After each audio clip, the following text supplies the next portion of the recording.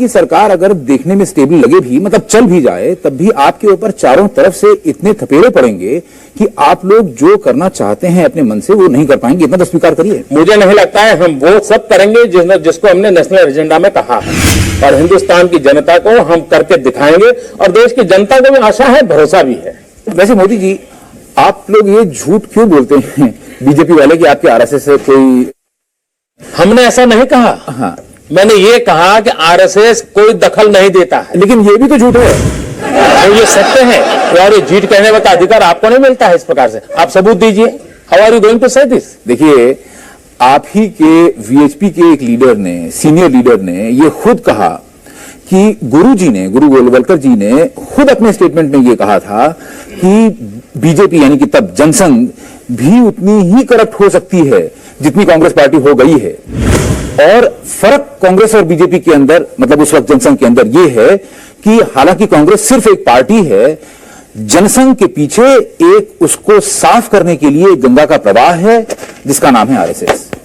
देखिए, अब आपके अंदर कमी होगी, आपकी टांग खींचने के लिए, आपको साफ करने के लिए, आपको हटा देने के लिए भी आरएसएस। मैं स्वयं आरएसएस का व्यक्ति हूं जी। मैंने गुरुजी की हर चीज पढ़ी है जी, लेकिन न मैंने ऐसा कहीं पढ़ा है, और न ही गुरुजी को जितना मैंने जाना है इस भाषा में वो बोलते थे।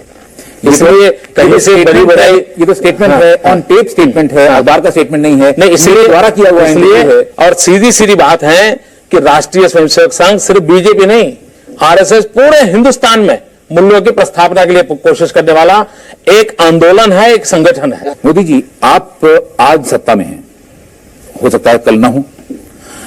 आज सत्ताधारी होने के नाते, सरकार में होने के नाते, आप क्या शपथ लीजिएगा कि जनता के हित के लिए आप सबसे महत्वपूर्ण खुद क्या करेंगे? देखिए, हम सत्ता में न हो, कल भी न हो, ये सपने बहुत लोगों के हैं, लेकिन पूरे नहीं हो रहे। आपके पार्टी वर्कर्स का ये कहना है कि आपके लोग, लीडर्स इतने अहंकारी हो गए, लीडर तो लीडर के लैडर यानी सीढ़ियां जो उन तक चढ़ने वाली हैं, उनके पीएस और एपीएस, वो भी इतने अहंकारी हो गए कि आप अपने वर्कर से ही कट गए, और आपको राष्ट्रीय स्वयंसेवक संघ ने हरवाया है सबक सिखाने के लिए। न संघ का ये कोई कभी विचार हो सकता है, न कुछ हो सकता है। और दूसरी बात है, कार्यकर्ता, ये ठीक है कि हमारे लोग नए नए सरकार में आए हैं, वो अपने डिपार्टमेंट को ठीक करने में लगे हैं, उसको काम में लगे हुए हैं।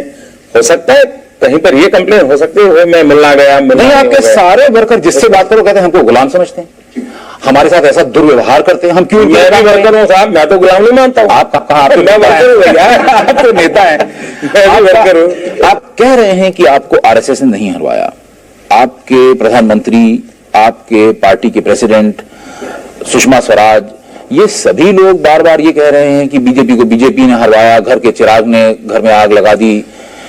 अटल जी ने ऐसा कहा है और अडवाणी जी ने ऐसा कहा, मैंने सुना नहीं है। सुषमा जी का जरूर मैंने सुना है। सुषमा जी ने दिल्ली के रेफरेंस में ये कहा है। मैं भी इस बात को अलग ढंग से कहता हूं, मैं सुषमा जी के शब्दों को एंडोर्स नहीं करता हूं, लेकिन मैं जरूर मानता हूं कि दिल्ली में कांग्रेस ने हमको पराजित नहीं किया है। दिल्ली में हमारा सेल्फ आउट है। मतलब जैसे क्रिकेट में रहता है ना, कोई विकेट कैच आउट होता रहता है, कोई रन आउट होता है, कुछ बैट्समैन का खुद का बैट टच हो जाता है विकेट को, मतलब हिट विकेट हो गया। हाँ, तो हम लोग सेल्फ आउट है। नरेंद्र मोदी जी, आपका हिंदुत्व का नारा था जिससे कि आपकी लोकसभा में 2 सीट सन 84 में आई थी, वहां से बढ़ के आप लोग बढ़ते बढ़ते 1998 में सरकार बनाने के मुकाम तक पहुंच गए।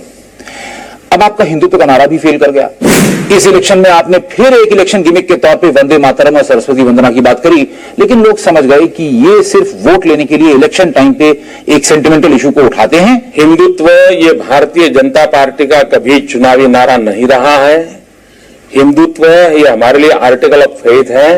ये चुनावी खेल खेलने के लिए एक ताश का पत्ता नहीं है। ये इशू कभी था ही नहीं। हिंदुस्तान में अनेक सरकारें आई, सरस्वती वंदना के साथ कार्यकर्ता हुए थे, और ये सोनिया वंदना में लगे हुए लोग सरस्वती वंदना को भूल गए। आपका आर्टिकल ऑफ फेथ है हिंदुत्व, तो ऐसा क्यों होता है कि जब इलेक्शन आता है तभी आपकी फेथ एकाएक उजागर हो जाती है? सरस्वती वंदना ये गुजराल साहब जब प्राइम मिनिस्टर थे उस कार्यक्रम में भी हुई थी। ये कोई डॉक्टर मुरली मनोहर जोशी के कार्यक्रम में नहीं हुई है। इसको इश्यू बनाया उन लोगों ने जो वोट बैंक की राजनीति करते हैं। इस प्रकार के इश्यू भड़काने से लाभ हो सकता है, तत्कालीन लाभ हो सकता है, इसलिए उछाला गया। हिंदुस्तान के कार्यक्रमों में सरस्वती वंदना कभी नई चीज नहीं थी। इस बार इसलिए उछली क्योंकि चुनाव था। नहीं, आप चुनाव में उछालने से वोट बैंक की राजनीति रिवाइव होती है। नहीं, आप लोगों ने पहले जिद करी कि सब को सरस्वती वंदना करनी होगी, मुसलमान नाराज हुए, आपके हाथ से निकल गए, पोल हाउस कांग्रेस के पास पहुंच गए, फिर आपने हाथ पीछे खींच लिया, कहा नहीं ऐसा हमने करने को नहीं कहा, तो जो हिंदुत्व वाले वोट थे वो भी आपके हाथ से निकल गए।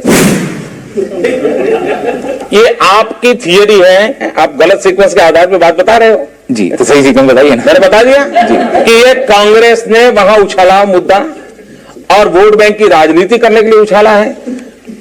भारतीय जनता पार्टी जिस सरकार में है उस सरकार ने कभी नहीं कहा है कि सरस्वती वंदना कंपलसरी करेंगे। It was a part of the programme जिसका विरोध किया गया।